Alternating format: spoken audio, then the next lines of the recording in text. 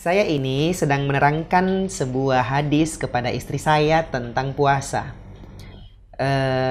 Dan saya katakan kepadanya bahwa hadis ini dari Tolik bin Qais. Nah, ketika menyebut nama Tolik itu, Ustaz, saya risau kalau kemudian jatuh talak karena nama orang ini, Ustaz. Namanya Tolik. Padahal saya tidak ada niat menjatuhkan talak, Ustaz. Saya cuma menyebutkan nama Tolik kepada istri saya, gitu. Mohon jawabannya, Ustaz. Saya jadi risau.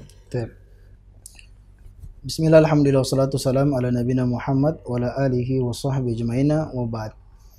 Semoga Allah menjaga ya keluarga penanya, dan mudah-mudahan pertemuan ini bisa menjadi jawaban atas kerisauan Bapak ya, yang mungkin selama bertahun-tahun ya mengendap dalam pikiran dan juga jiwanya. Catat, mudah-mudahan jadi hal yang bersejarah gitu. Jadi gini, salah satu memang di antara hal yang mengakibatkan talak itu jatuh dan terjadi adalah dengan dijatuhkannya lafaz ya. Jadi rukun talak ada beberapa ya, ada 4 ya dari rukun talak, yang salah satu di antaranya sigoh. Sigoh adalah sesuatu yang dengannya mengungkapkan, mengekspresikan keinginan untuk menceraikan istri. Dan cara mengekspresikannya entah dengan ucapan, dan ini paling banyak.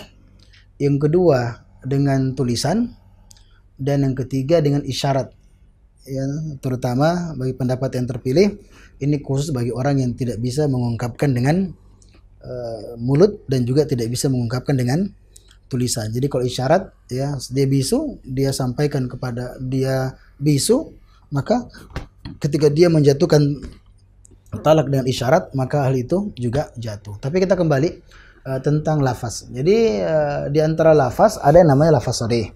Lafaz sharih itu adalah ketika seorang itu datang dengan lafaz yang ketika lafaz itu diungkapkan maka tidak muncul di benak kecuali makna talak, artinya makna cerai, dan bukan makna yang lainnya.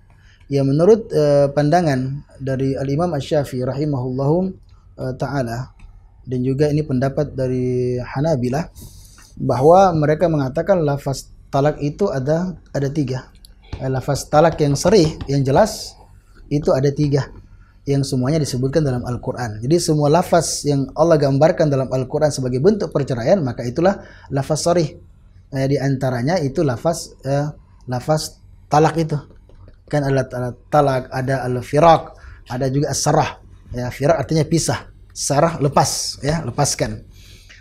Dan yang disepakati oleh semua ya, bahwasanya lafaz sharih yang diterima oleh semuanya itu adalah lafaz at-talak, cerai ya, dengan mengatakan anti talik kamu ya. Kalau hiya talik ya enggak ya, jadi anti talik ya, jadi anti talik anti talik kamu saya ceraikan, atau anti mutallaqah, mutallaqah sama kamu terceraikan, atau talaqtuki kamu telah saya ya ceraikan.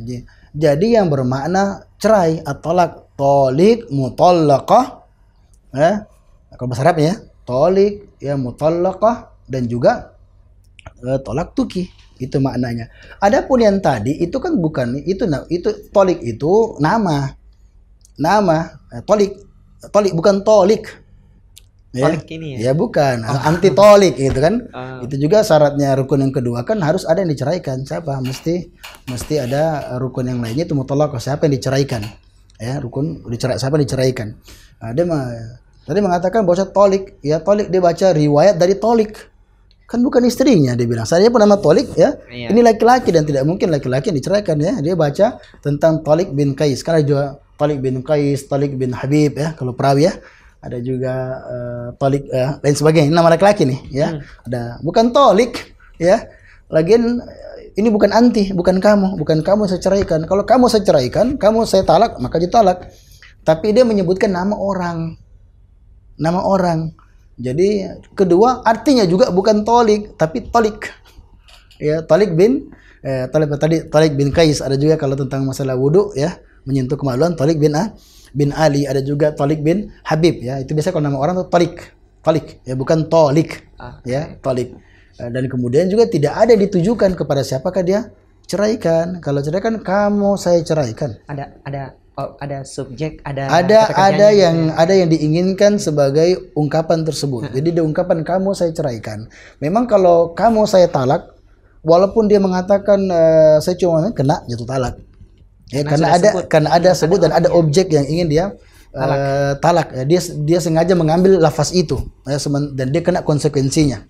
Jadi kalau lafaz sorry ya tentu tidak ada lagi tanya-tanya ya. Kalau dia mengaku itu cuma bercanda, dia cuma mengatakan itu tidak bermaksud untuk talak, tetap jatuh talak. Tapi kalau ini jelas tidak ya, jelas tidak ya, karena dia tidak ada siapa yang mau ditalak.